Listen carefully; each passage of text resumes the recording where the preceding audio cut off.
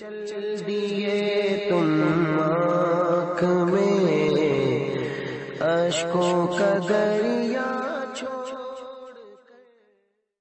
اب مووی سے بچنا جو ہے نا، یہ ایسا لگتا ہے کہ قریب ناممکن ہو گیا۔ اب جتنے بھی اسلامی بھائی باہر ملکوں سے آئے، شاید سب کو پتا ہو، نہ ہو تو اب میں بتا دیتا ہوں کہ سب کی مووی بنتی ہے، ایک ایک کی مووی بنتی ہے۔ اگر آپ آگے پیچھے کھڑے بھی ہوں گے تو وہ کسٹم جو ہے نا، جو بھی بیٹھا ہوا ہے سیٹ پہ، جس سے آپ اپنا پاسپورٹ پر ٹھپا لگوا رہے ہیں، وہ آپ کو بولے گا اس طرف آ جاؤ، کیمرے کی طرف۔ تو یہ مووی بن رہی ہوتی ہے۔ جتنے بھی حج کرتے ہیں، عمرہ کرتے ہیں، مسجدین کریمین میں حاضری دیتے ہیں، سب کی مووی مسلسل بنتی ہے۔ طواف کر رہے ہیں، آپ کی موویاں بن رہی ہیں۔ آپ مسجد نبوی شریف میں بیٹھے ہیں، مووی بن رہی ہے۔ سنہری جالیوں پر حاضری دے رہے ہیں آپ کی مووی بن رہی ہے۔ آپ بچ ہی نہیں سکتے۔ بڑے بڑے جو اسٹور ہوتے ہیں، جیسے سپر مارکیٹیں ہوتی ہیں، اس میں مووی ہوتی ہیں۔ بڑے بڑے کلینک میں موویز ہوتی ہیں، اسپتالوں میں، جو بھی بڑے بڑے ادارے ہیں اس میں۔ یہاں اپنے باب المدینہ میں مووی لگ گئی ہے۔ میں ایک آنکھ کی کلینک میں گیا تھا، تو میں نے دیکھا کہ وہ ہر سین وغیرہ سب، وہ اچانک میری نظر پڑی، کیمرہ لگا ہوا تھا اسکرین میں۔ میں نے دیکھا کہ وہ کمرے کے باہر بالکل جو بیٹھے ہوئے تھے ہر سین اور مریض، وہ سب اس میں نظر آ رہے تھے۔ ارے میں نے کہا یہاں بھی مووی لگی ہوئی ہے۔ بچنے کی گنجائش ہی نہیں ہے، تو حالات ایسے ہو کہ آدمی بچ ہی نہیں سکتا۔ ایک یعنی کہ غالب اکثریت جو ہے وہ سمجھو کہ اب ان چیزوں میں مبتلا ہے، اس سے بچنے کی کوئی صورت نظر نہیں آتی۔ تو مووی بنانا اور دیکھنا، خود میرا اپنا ذہن جو ہے وہ بھی جواز کی طرف ہے۔ میں تو ویسے ہی مطلب دوسرے ملک سفر تو کرتا ہوں نا، جاتا ہوں، میری تو بہت بنتی ہے مووی۔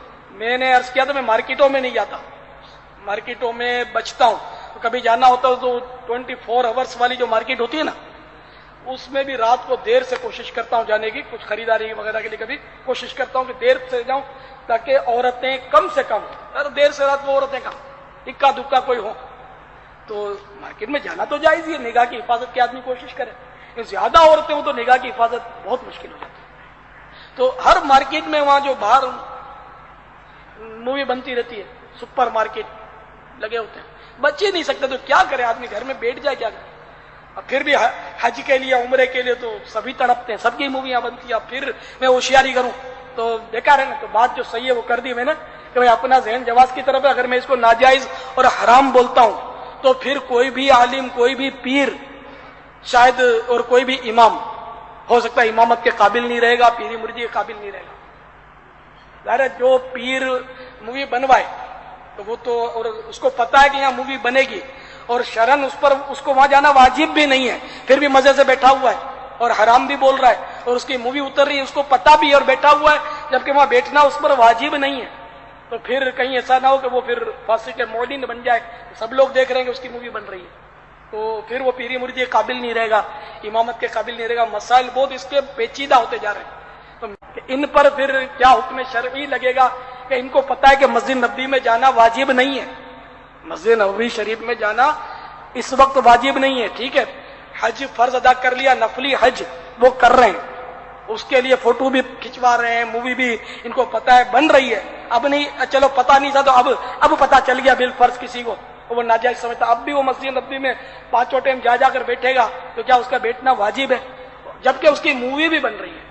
اب اس پر فتویٰ کیا لگے گا، حکم شرعی کیا لگے گا؟ نہ میں فتویٰ لگا رہا ہوں، میں تو صرف پوچھ رہا ہوں کہ معاملہ بڑا دور تک پہنچا ہوا ہے، تو اس لیے میں مووی کو جائز سمجھتا ہوں۔ واللہ تعالی اعلم ورسولہ اعلم عز وجل وصلی۔ آج آپ دیکھیں کہ آزادی کتنی زیادہ پائی جاتی ہے، تصویر کشی کا معاملہ تو اتنا زیادہ عام ہو گیا، الامان والحفیظ، کہ اب تو ایسا لگتا ہے کہ شاید اب تصویر کشی کو گناہ بھی نہیں مانا جاتا۔ ہاں؟ اور پھر یہ کہ ان کو اگر روکا جائے نا تو یہ ہمارے اوپر سوال کرتے، ارے بھائی ٹرین میں جاتے ہو تو اسٹیشن کے اوپر کیمرہ ہوتا ہے، تب تمہارا تقوی کہاں جاتا ہے؟ ہاں؟ کہتے ہیں نا، ہم اگر کہیں تصویر کیوں کرواتے ہو، ویڈیو کیوں کرواتے ہو؟ ارے بازار کے اندر نکلنا بند کر دو، ایئرپورٹ کے اوپر جانا بند کر دو، ریلوے اسٹیشن کے اوپر جانا بند کر دو۔ ارے بھائی کچھ تو علم حاصل کرو، حکم اضطراری اور اختیاری میں بھی تو کچھ فرق ہوتا ہے کہ نہیں؟ ہاں؟ ریلوے اسٹیشن کے اوپر کیمرہ کیا میں نے لگوایا ہے؟ ایئرپورٹ کے اوپر کیمرہ کیا میں نے لگوایا ہے؟ بازار کے اندر کیمرہ کیا میں نے لگوایا ہے؟ اگر اس کو پلٹ کر یہ سوال کر دیا جائے کہ تو جس کو بہت مانتا ہے اپنا امیر کہتا ہے نا، تیرے امیر صاحب اگر چند لڑکیوں کے ساتھ بند کمرے میں بیٹھ جائے بے پردہ، ہاں تیرے امیر صاحب اگر بند کمرے میں بے پردہ لڑکیوں کے ساتھ بیٹھ جائیں، یا ایسی لڑکیاں جن کا آدھا جسم ننگا ہے ان کے ساتھ ایک کمرے میں بیٹھ جائے تو پکڑ ہوگی کہ نہیں؟ تو کہے گا کہ ہوگی۔ لیکن یہ کہ وہ لڑکی اگر ٹرین میں تیرے امیر صاحب کی سیٹ کے سامنے بیٹھ جائے کیا حکم دے گا؟ ہاں ٹرین میں وہ لڑکی سامنے ہو کیا حکم دے گا؟ بولے کچھ نہیں ہوگا۔ کیوں نہیں ہوگا؟ تو کہتا ہے کمرے میں امیر کا اختیار تھا، ٹرین یہ امیر کا اختیار میں نہیں ہے۔ تو جب یہ سمجھ میں آتا ہے تو ہم یہ کہتے ہیں کہ میرے جلسے میں آ کر میری کوئی تصویر کھینچتا ہے، میں کھاتا ہوں، کوئی تصویر کھینچتا ہے، وہ میرا اختیار ہے۔ ریلوے اسٹیشن کے اوپر جانا یہ حرام نہیں ہے، وہاں پر گورنمنٹ نے لگایا ہے، وہاں پر میرا اختیار ہی نہیں ہے۔ تو اختیاری حکم میں اور اضطراری حکم میں کم سے کم فرق کو تو سمجھا جائے، اور سمجھے بغیر اگر کہتے ہیں تو ایسے جاہلوں کو ہم کیا جواب دے سکتے ہیں؟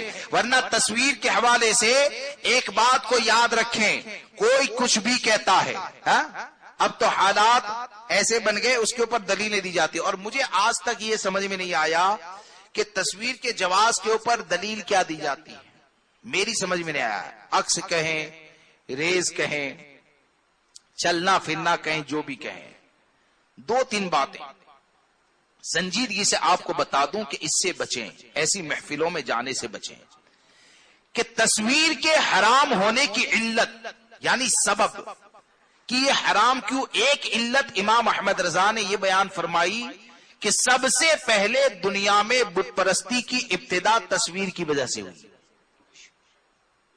دنیا میں سب سے پہلے بتوں کی جو پوجا اور پرستی شروع ہوئی نا، وہ تصویر کی بنیاد پر ہوئی۔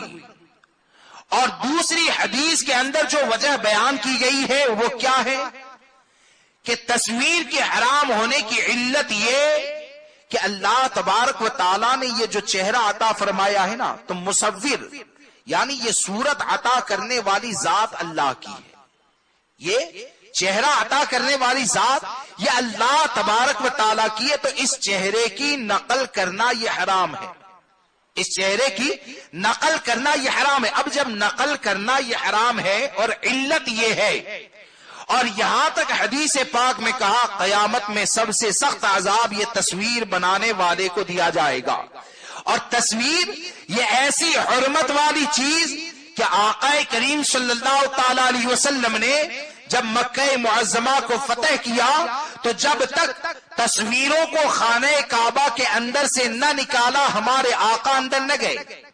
ہمارے آقا نے سب سے پہلے تصویروں کو باہر کروایا، اس کے بعد آپ اندر تشریف لے جاتے ہیں۔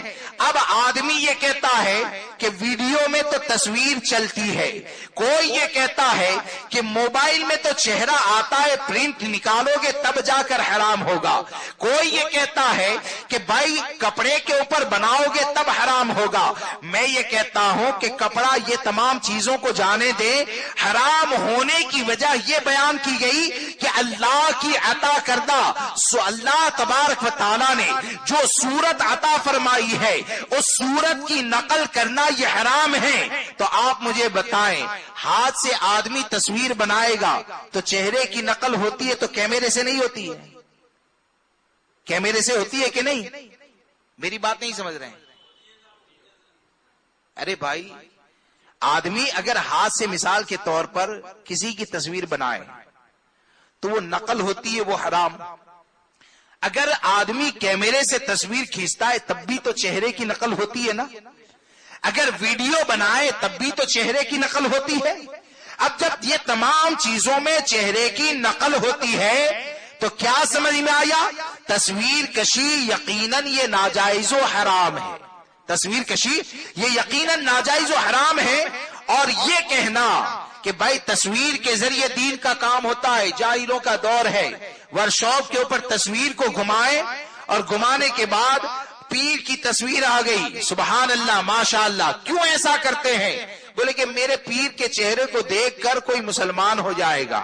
ارے بھائی تو زبان سے بولنا ہی بند کر دو نا, خطاب بند کر دو, اب پیروں کی تصویر گھماتے رہو, دیکھیں گے مسائل بھی سمجھ جائیں گے. ہاں باہر شریعت میں کیا لکھا ہے وہ بھی سمجھ جائیں گے, فتح و رضویہ میں کیا لکھا ہے وہ بھی سمجھ جائیں گے, غوث اعظم کا تقوی کیا ہے وہ بھی تصویر سے سمجھ جائیں گے. پھر زبان ہلانے کی ضرورت کیا ہے؟ ارے کام جو ہوتا ہے وہ چہرے دیکھنے سے, اگر تصویر دیکھنے سے اگر ہوتا تو آپ مجھے بتائیں کیا سرکار کے زمانے میں تصویر بنانے والے نہیں پائے جاتے تھے؟ غوث اعظم کے زمانے میں کیا تصویر بنانے والے نہیں پائے جاتے تھے؟ وہ غوث اعظم کہ جن کے چاہنے والے اور جن سے محبت کرنے والے اتنے زیادہ کہ غوث اعظم اگر بیان کریں تو آپ کی زبان سے نکلنے والے جملے کو لکھنے کے لیے ہزاروں علماء بیٹھتے, ہزاروں علماء ان جملوں کو لکھنے کے لیے بیٹھتے, اور ان چیزوں کو انہوں نے ہم تک پہنچایا. لیکن یہ لکھنے والے نے کبھی یہ نہیں سوچا کہ غوث اعظم اتنے نورانی چہرے والے ہیں, چلو آنے والوں کو ایک آدھ تصویر بھی دے دی جائے.